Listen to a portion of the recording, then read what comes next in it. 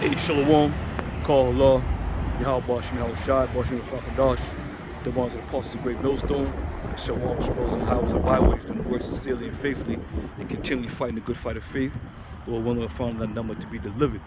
And likewise, for some of you sisters who truly trust and believe in the name of Yahweh Bashim, Yahweh Shai, may you be found worthy as well. All right? So here I am in the city of Massachusetts, and I'm going to highlight this individual by the name of Miles Standish. And this is an industrial park that was named after him. All right? And Lord willing, I'm going to be able to do a couple part series, you know, in showing how Massachusetts played an intricate role in the birth of Babylon. Okay? And we're going to start with this gentleman here, Miles Standish. And, you know, and link it all together and show you that these individuals that we so-called, you know, they so-called praise or give homage to and you know, erect statues and signs, these devils are worse than, you know, some of those devils that were working back in the past, man. All right? So I'm going to end it on that. I'm going to get back into the house, to the crib, and continue the lesson. But this one's on Miles Standish. So Lord willing, brothers are edified, and I'll see you shortly. Shalom. Hey, Shalom, call Allah, Yahweh Bashim, Yahweh Shai, Bashim Chachadash, the ones of the apostles of Great Millstone, and Shalom to you brothers in the highways and byways, doing the work sincerely and faithfully, and continually fighting the good fight of faith. Lord willing, finding that number to be delivered. All right. So to continue on with the topic of the lesson, which is Miles Standish and who he was, we're going to use as our reference point a book by the name of The Hidden History of Massachusetts, a guide for black folks, as it says. All right, and it says the controversial black bestseller. And, you know, if this is the controversial black bestseller, it's only controversial because, you know, the author exposes, you know, the history, the true history of Massachusetts. All right. Now, Massachusetts is also known as the spirit of America because everything that America has become has been based off the history of Massachusetts. All right. So we're gonna get into this lesson concerning who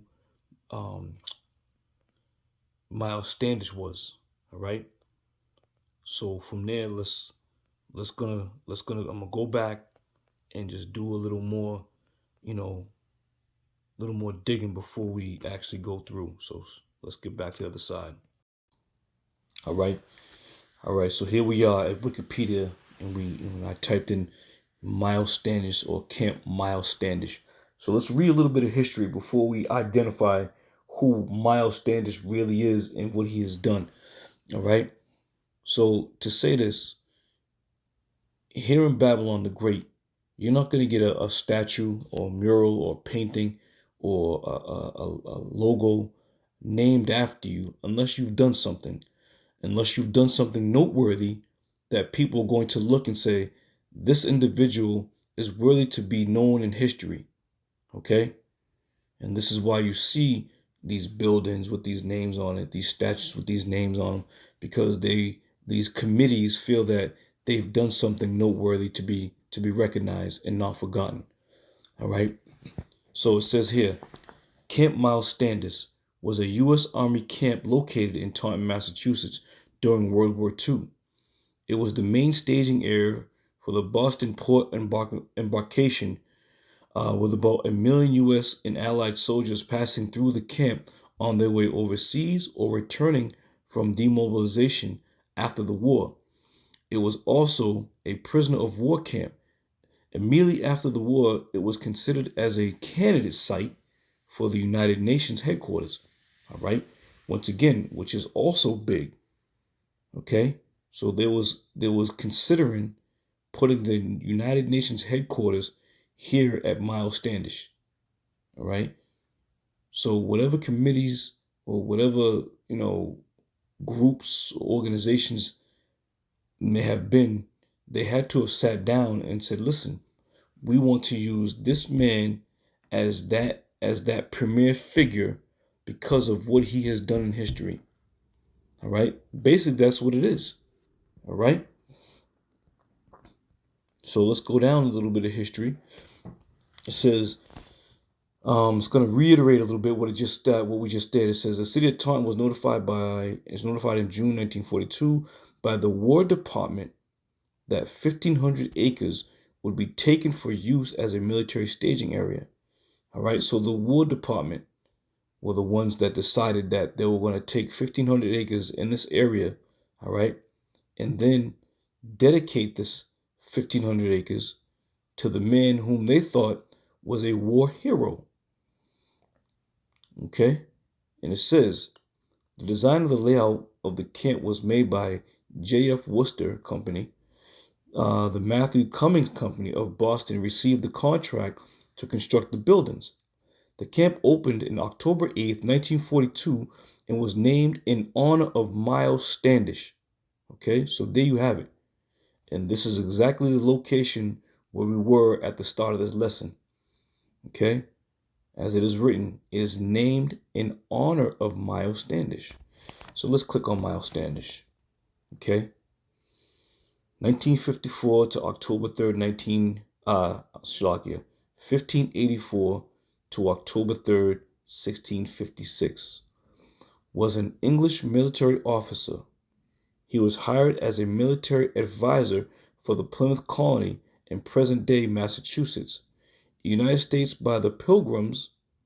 Standish accompanied the Pilgrims on the ship Mayflower and played a leading role in the administration and defense of Plymouth Colony from its foundation in 1620. All right. So this was a military guy. This was a man who they thought was worthy to be sought to as an advisor, a military advisor. Okay, you want to go to men seeking for their wisdom because they have knowledge of war, of strategic movements. All right, so this is how they see this dude, Miles Standish. All right, so I'm not going to get too much on this. There's the devil right there. A portrait was first published in 1885 and alleged to be a 1625 likeness of Standish, although its authenticity has never been proven. All right, so that's who he is. So he was a military man. He was a military advisor. All right, so we're gonna come back more to this, but let's go back to the history. All right, so they named it in honor of Miles Standish, who was the first military commander of the Plymouth County region. Camp Miles Standish was the main staging area for the Boston port embarkation, where American soldiers, as well as soldiers from Canada, Great Britain, Australia, processed before moving to the Europe theater of World War II. All right. So now that we have a little understanding of the direction we're going and concerning this Miles Standish gentleman, if you want to call him a gentleman. All right. So now, let me hold on. All right. Going back. Now let's go down a little bit and read a little bit of the history. I want to start roughly about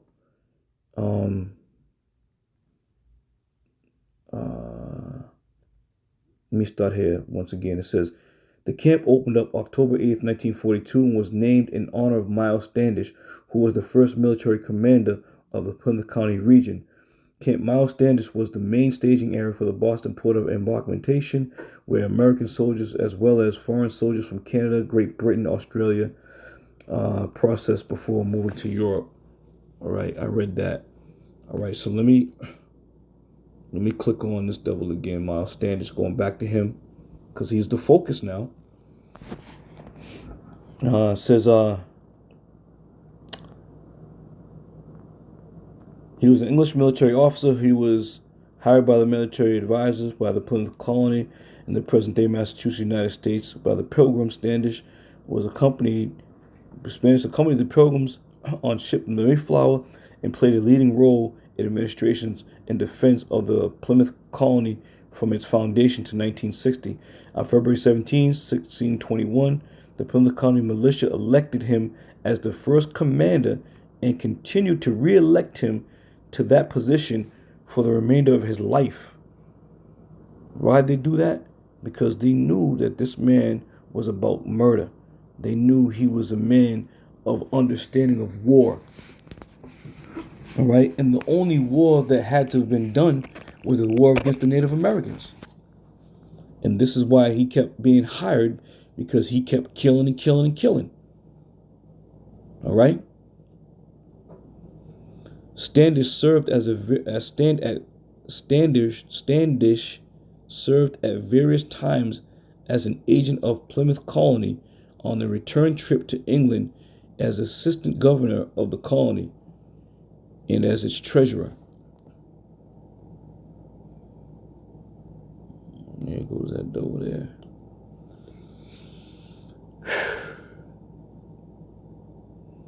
It says a defining characteristic of Standish's military leadership was his productivity from preemptive action. He led at least 2 attacks on small skirmishes against Native Americans, in a raid on the village of Nemetsket and conflict of Wassaguzet colony. During these actions, Standish exhibited courage and a skill as a soldier, but distributed more moderate members of the colony due to his brutality toward the natives. Okay, so this is what they like. This is what these devils wanted. You know, what does it say here? He exhibited courage, skill as a soldier. And this is what got him to be able to have his name plastered all over the world at this present day. All right, knowing damn well this man murdered millions of people, man. All right. And it goes on to talk about a little bit about his, you know, his track record, if you will. Where he ended up dying was in Duxbury, Mass, and all alone on a farm. You know, and it was probably at this part, he died at the age of 72. But you know, when these devils, as the scriptures say, his bones are full of the scene of his youth. So he probably went to that little house and just died there, peaceful and quiet, and probably thought people looking at him like, oh, he's just a little old guy, real nice guy. But war was in this devil's heart, man.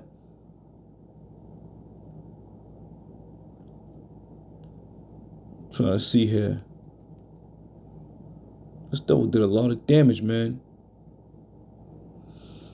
It says Standish led the botched exploration against the French troops, okay, at Penobscot in 1635, one of his last military actions.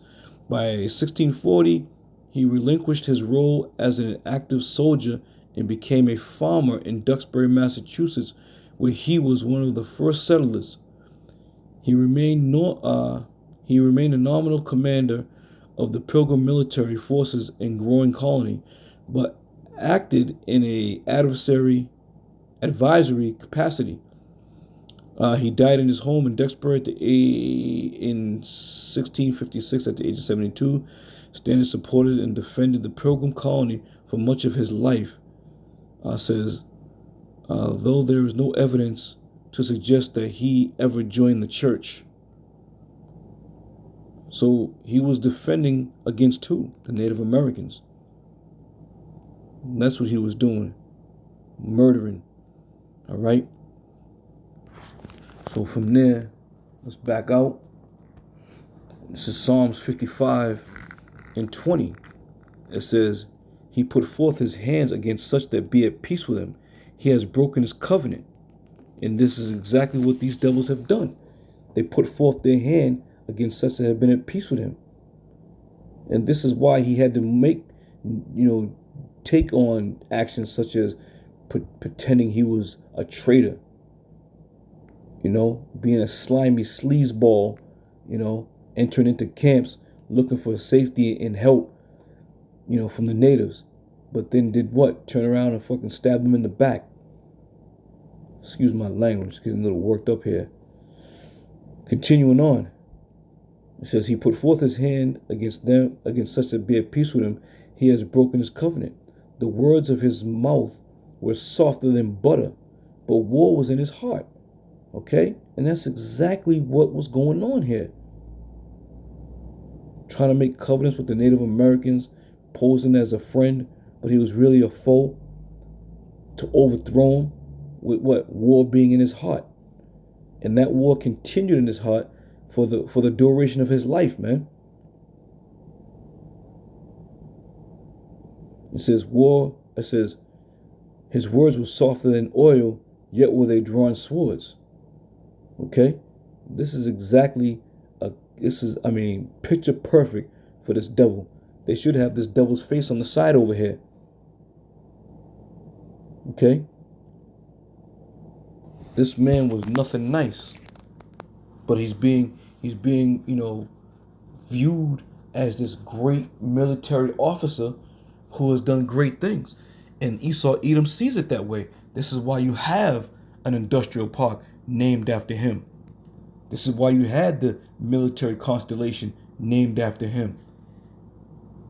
This is why you have plaques and murals in Duxbury, Massachusetts, named after him or describing his life as some great war hero defending the pilgrims. Devil.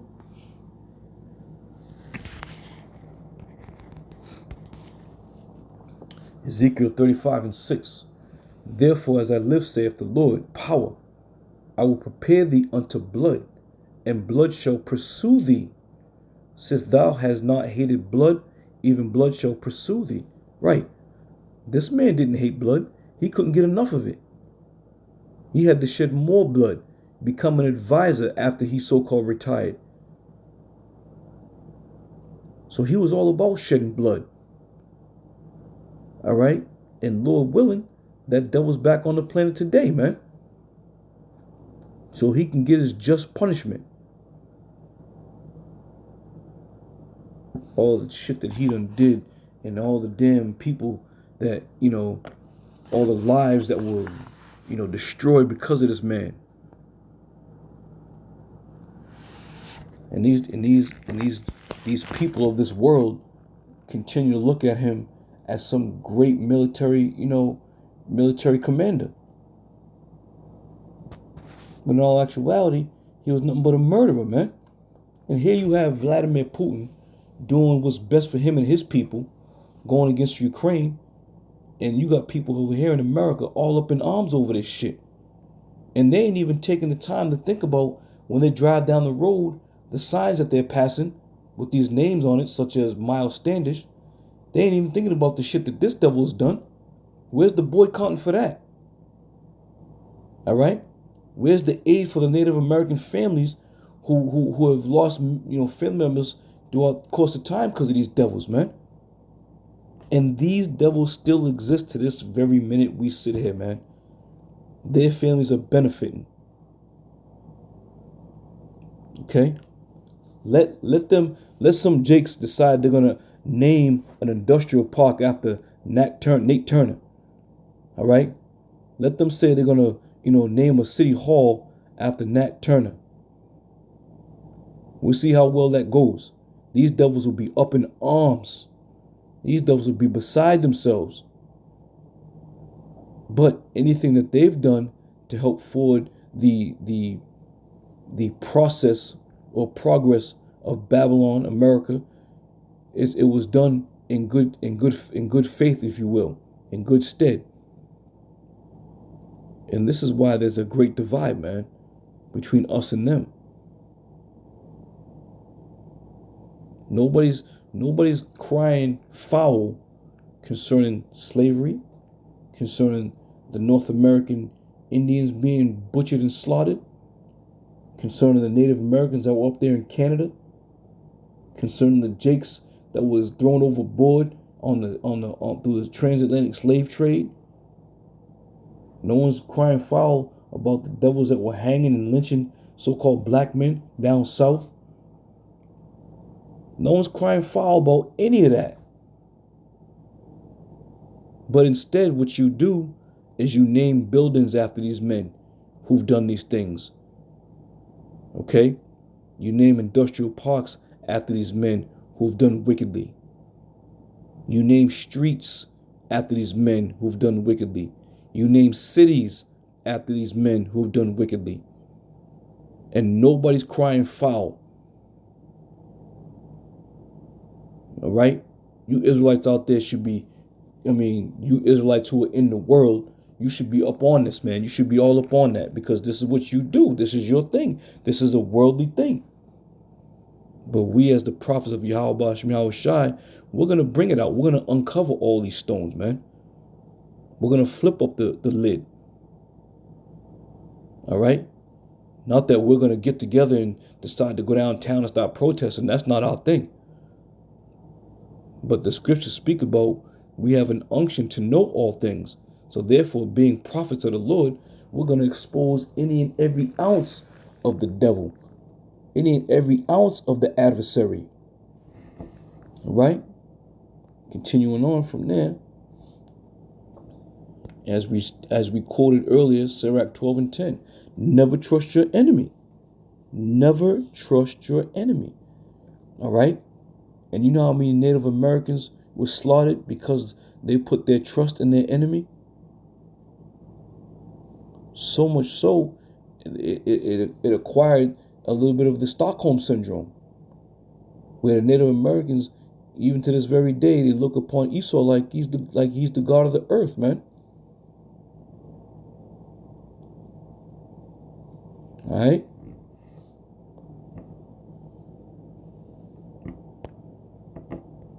So I mentioned Nate Turner and the slave rebellion. Let's read a little about him, and let's find out where his statue and his monuments are and his industrial parks are. Nat Turner's rebellion, also known as the Southampton Insurrection, was a rebellion of enslaved Virginians that took place in Southampton County, Virginia, in August 1831. Led by Nat Turner, the rebels killed between 55 and 65 people, at least 51 of whom were white. Right. So the other 10 or 12 were probably niggas, some sellout niggas that were getting in the way. All right. But let's erect a park. Let's put up a park in this man's name. All right. And then when somebody can go back and read the history, they can say, ooh, he killed 51 white people. We'll see how well that goes over in Babylon the Great. It says the rebellion was effectively suppressed within a few days at Belmont Plantation on the morning of August 23rd, but Turner survived in hiding for more than 2 months afterwards. Let me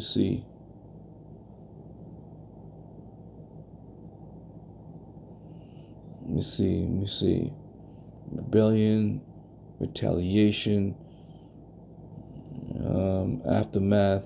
Yeah, I don't see nothing here concerning, a park or a mural or a statue. It definitely gives you his description though. Now Esau likes to put a nigga description down.